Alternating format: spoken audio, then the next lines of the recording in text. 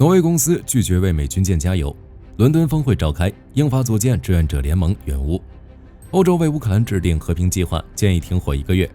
泽连斯基坚信美乌关系将修复，仍愿意签署美乌矿产协议。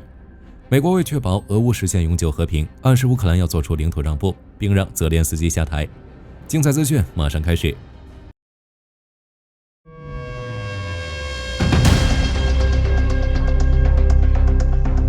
白宫会谈失败的影响还在持续，有一件事情可以让我们清晰感受到欧洲情绪。据挪威广播公司3月2日报道，在特朗普和泽连斯基发生争吵后，挪威燃料供应商突然宣布停止向美国军舰提供燃料。该公司表示，此举旨在抗议特朗普政府的对乌政策，并表达对乌克兰的支持。该公司在一份声明中直截了当地说，特朗普和美国副总统万斯在美乌领导人会谈的表现令人作呕。我们决定立即停止为驻扎在挪威的美军以及停靠在挪威港口的船只提供燃料。同时，该公司还呼吁其他欧洲国家跟进，一起抵制美军的船队。该声明发布后不久，美军核潜艇特拉华号就因挪威方面拒绝加油而被迫掉头返航。对于该公司的决定，挪威政府紧急站出来澄清说，这不是挪威政府的政策。其国防大臣托雷·桑德维克表示，挪威和美国有着紧密而牢固的防务合作关系，挪威将继续向美国军队供应物资。这样一个抗议火苗还未燃起就被掐灭了，但伦敦峰会的召开再次让世界看到了欧洲和乌克兰的声音，以及俄乌停火的真正希望。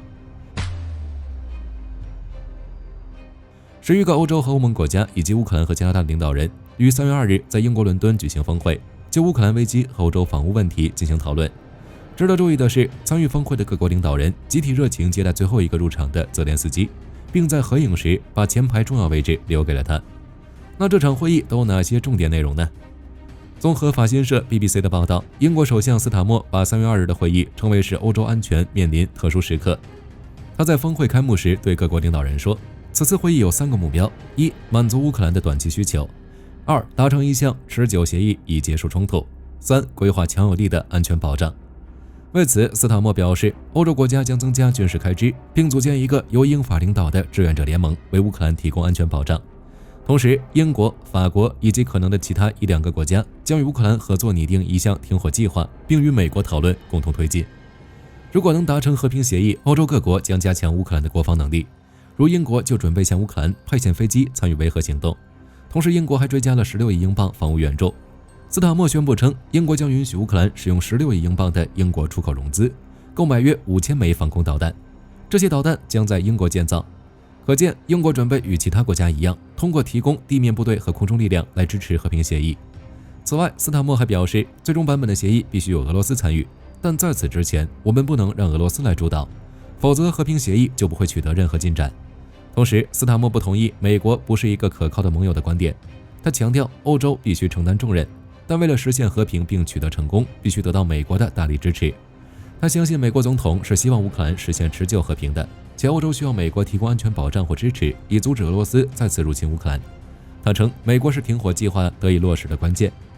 法国总统马克龙则在接受《费加罗报》采访时透露称，英法2国提出了一项俄乌和平计划，即第一阶段要求俄乌双方在空中、海上和能源基础设施前线实施为期1个月的停火，第二阶段将涉及地面部队事宜。马克龙称，和平计划初期之所以不涵盖地面临时停火，是考虑到俄乌接触线庞大，很难确保停火得到遵守。等实现空中、海上和能源基础设施前线停火后，欧洲就将进行是否向乌克兰派遣维和部队的讨论。目前欧洲内部对于此事仍存在分歧，如匈牙利明确反对欧盟向乌克兰提供武器，斯洛伐克总理菲佐也重申拒绝向乌克兰提供军事和财政支持。2国也未出席3月2日在伦敦举行的峰会。此外，据新华网3月2日报道称，由于美国国防部长赫格塞斯明确表示，美国将不再主要关注欧洲安全，欧洲安全将由欧洲成员国承担，且作为责任的一部分，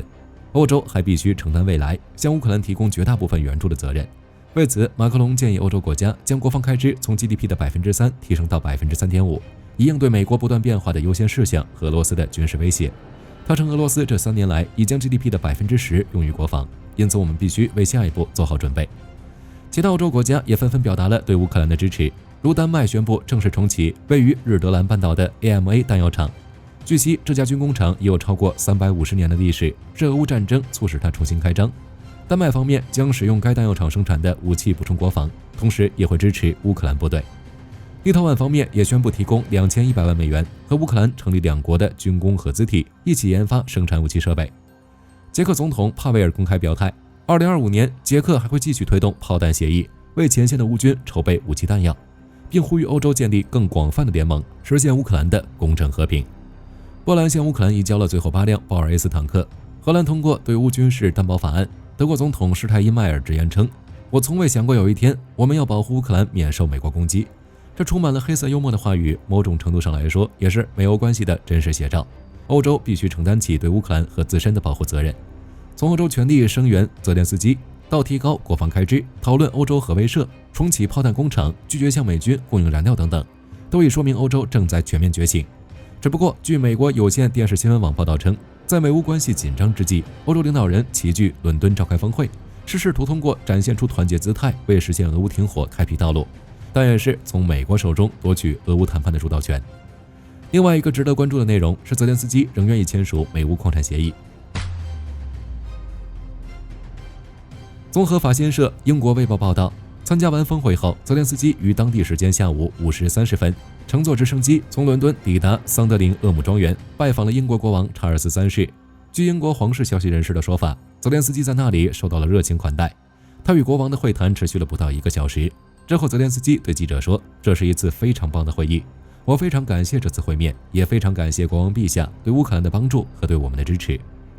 而当被问及对此次峰会结果的看法时，他说：“强大的乌克兰军队是最佳安全保障。”但他也承认，欧洲需要美国在防空和情报领域的支持。同时，泽连斯基坚信美乌关系将修复。他称，在白宫会晤后，美乌的非高层沟通仍在持续。泽连斯基表示，乌克兰仍准备签署美乌矿产协议，愿与美国保持建设性对话，但希望乌克兰的立场能被听见。他说：“我们需要合作伙伴记住，这场战争的侵略者是谁。与特朗普的冲突性会晤无异于美乌伙伴关系，真正受益的是普京。”他对外透露，若受邀，愿重返白宫。此外，针对美国共和党议员格雷厄姆要求其辞职的言论，泽连斯基奉回应称，若格雷厄姆成为乌克兰公民，其意见才有分量。同时，他还重申，若乌克兰可以加入北约，他愿意辞职。但泽连斯基的好意似乎被辜负了。据路透社和法新社报道，美国总统国家安全事务助理华尔兹3月2日表示，美国希望确保俄乌实现永久和平，但他暗示乌克兰要做出领土上的让步，并且泽连斯基也必须下台。华尔兹接受 CNN 采访，被问到特朗普是否希望泽连斯基辞职时，他称：“我们需要一个可以跟我们打交道、与俄罗斯打交道、结束这场战争的乌克兰领导人。